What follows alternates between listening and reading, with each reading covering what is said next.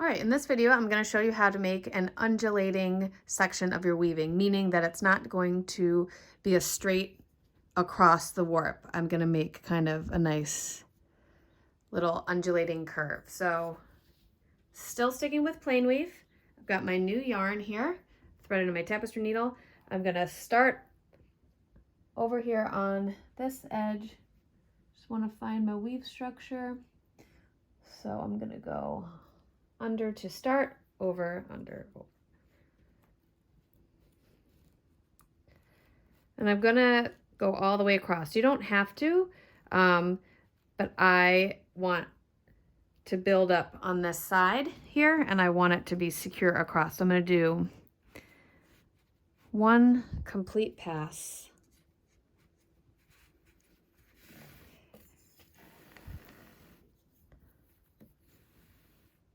I'm going to leave that tail out because I am going to weave it in on that side.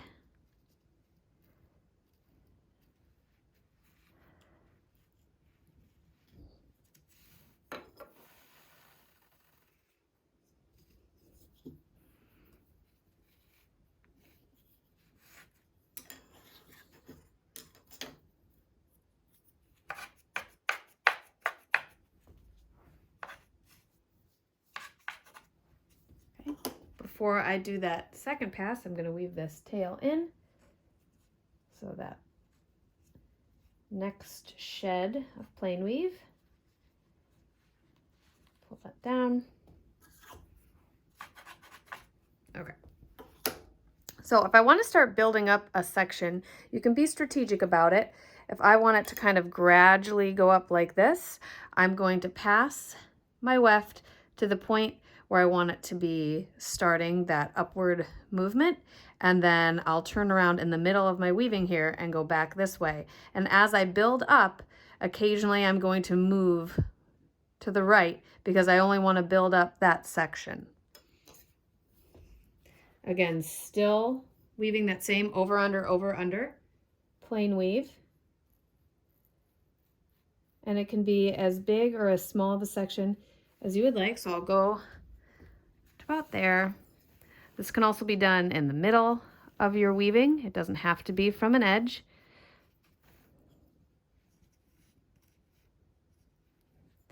Okay, so I have that. I'm going to pull down here, make sure the selvage looks good, not pulling in, and then I'll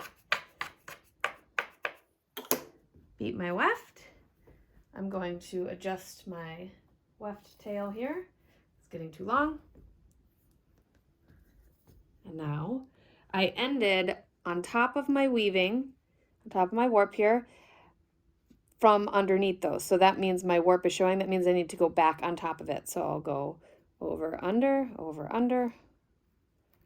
all the way to the edge. Again, if you want it to be a bubble in the center, you can also do that. You don't have to go to the edge. You can do this anywhere you want on your warp.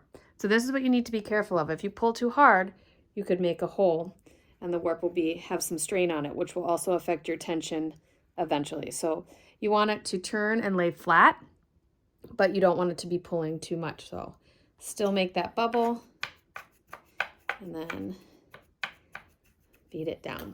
So I'm going to continue on with this process, going back and forth here, and then slowly moving upward by not weaving so far to the left.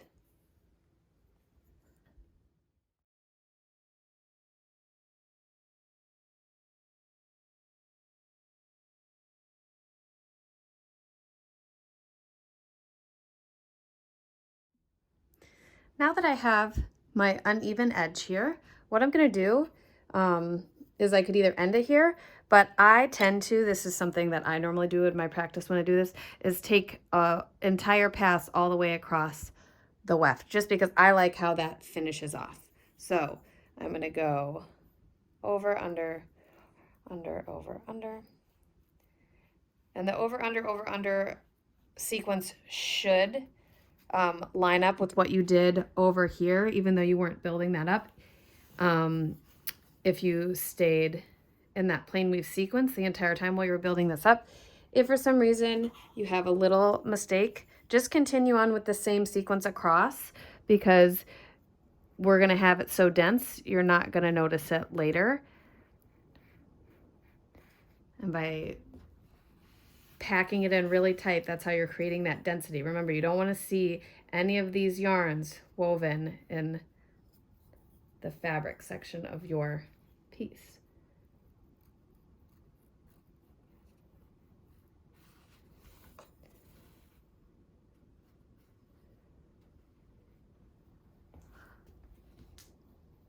When you beat something like this, you can still do your bubble, but you're probably going to need a little bit more. So I'm only going to do a little bit more length in the weft here. And this is a time where you might have to make sure that it's not pulling on that side very much. And I'm going to actually get a little bit more length by pulling back slightly and holding this in place and pushing down. So it's kind of taking some length from the side there. Now, we've been beating our weaving with our tapestry comb. Typically it's flat, right? But as we built this up, you have that undulating curve. So that's fine. You just beat it down all the way to where the previous weft was, wherever the comb's touching.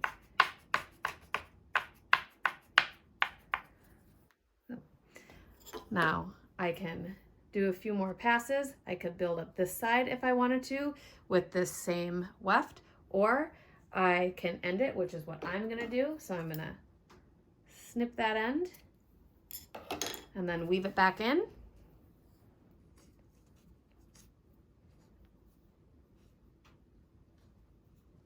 And then I'll continue on with my weaving.